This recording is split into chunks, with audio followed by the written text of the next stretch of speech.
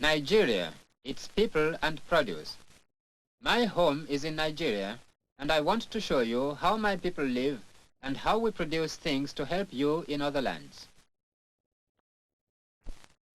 In the north, the herdsmen and farmers work hard for their living, for in the dry season, the water required for the animals and crops is very scarce and difficult to obtain. Using a shadoof such as this is a slow method and very tiring. But in some of our larger settlements, we have dug wells and made the work simpler. One of our cash crops, and one which does not need much water, is groundnuts. But Nigeria is a land of contrast, for in the south it rains more often, and the people are occupied in obtaining the products of the oil palm and in tending the cocoa plantations. Throughout Nigeria, you can see many fine people, strong and hard-working even in this tropical climate. But as in many hot countries, we relax in the heat of the day.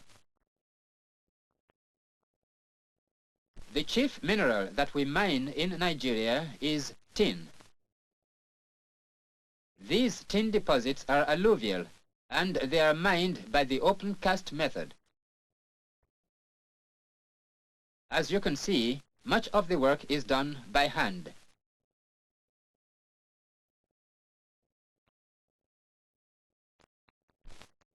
The climate of northern Nigeria is ideal for growing groundnuts.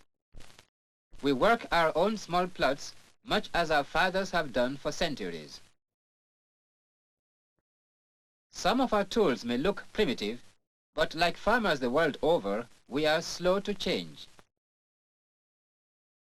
After ploughing, there is much work for all the family in sowing the new crop, perhaps in a way you have not seen before. We use our feet, pushing the soil to one side, dropping in the seed and covering it up again.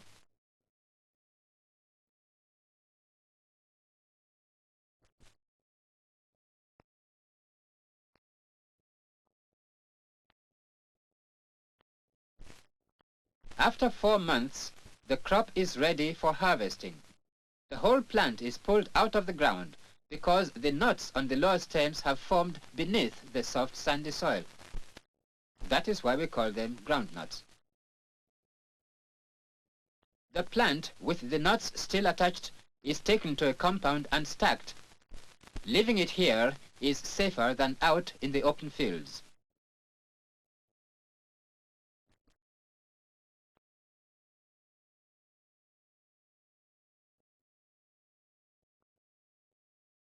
These simple tools are used for threshing, removing the nuts from the plant. Then the women take over. Their job is the hard and monotonous one of pounding the nuts in mortars to break up the husks. To separate husks from nuts, we use the wind. This is an old way and a simple way, but for small farmers, it does the job well. It is called winnowing.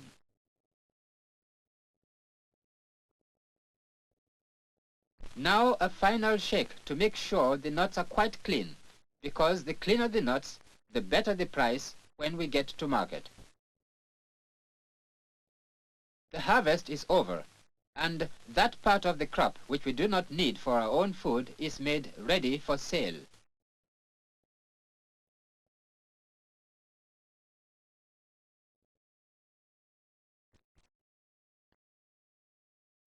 The official opening of the Groundnut market is in November, and soon the traffic on the roads is very busy as all sorts of people with their goods head for town.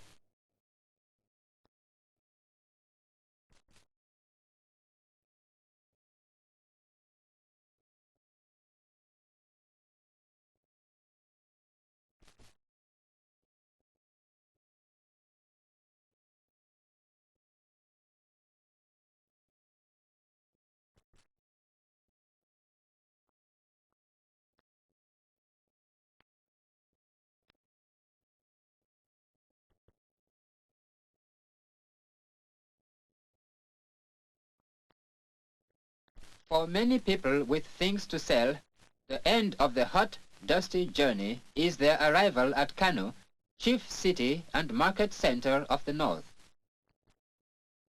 It is an ancient city where traders have met for centuries. The great sun-baked walls were built by the Hausa tribesmen to defend their capital.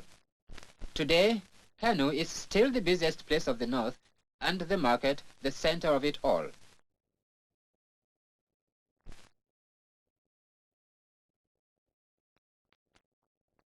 Here you can buy most of the necessities and small pleasures in life. But first, the crop must be sold to the merchants. The leaves and stalks of the plant can be sold for fodder, but those who deal in groundnuts use a special part of the market. The price paid for the nuts is fixed by the government, but the sacks must be weighed and the contents examined for quality.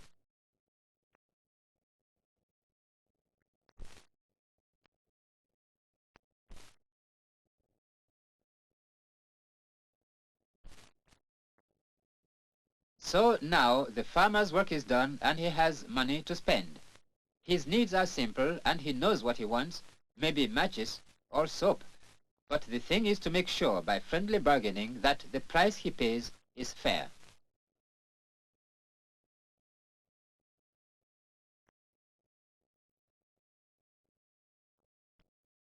It is also an opportunity for a haircut or, if you wish, a visit to the races.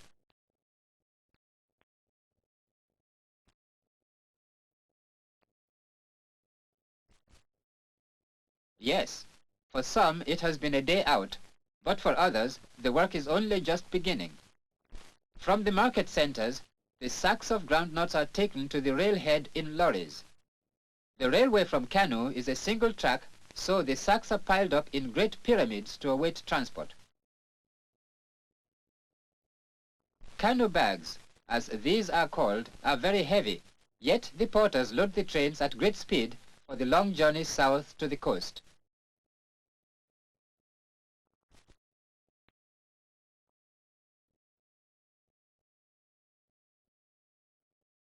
In southern Nigeria, where the rainfall is heavy, one of our largest crops is cocoa. Cocoa trees are evergreen, and the pods grow on the trunk and main boughs only. To cut the pods from the top of the tree, we use a knife on the end of a long pole. Then the pods are slashed open and the beans removed. For about 6 days they are allowed to ferment before being spread out to dry. To give you an idea of the size of our crop, Britain obtains nearly half its cocoa from us in Nigeria. The other valuable products in the south are palm oil and palm kernels. These tall trees are the oil palms growing wild in the vast tropical forests. The fruit heads grow at the top of the trunk, often beyond the reach of a ladder, but the pickers are skilled climbers and reach the fruit with the aid of a sling made from the rib of a palm leaf.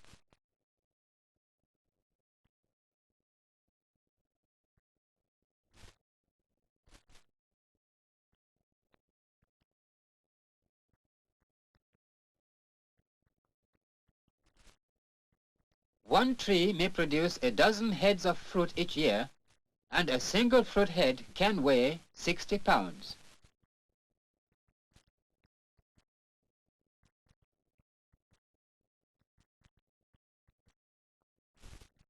Now the small palm fruits have to be chopped from the fruit head. They have a soft, fleshy outer covering from which we extract the valuable palm oil by boiling in large jars. Some of the oil is exported, but my people use much of it for cooking purposes and for making soap. When the outer covering has gone, we are left with the palm kernels in their hard shells, which, if spread out to dry, will keep for a long time. Special machines are now being used in some places to crack the shells, but many people still obtain palm kernels in the old way, cracking the shells by hand. So you see we get two products from the oil palm tree, palm oil and palm kernels. But we have no machinery for extracting oil from the kernels, so they are exported for treatment. Our capital is Lagos, the largest port on the coast of West Africa, where most of our products are loaded for shipment to other countries.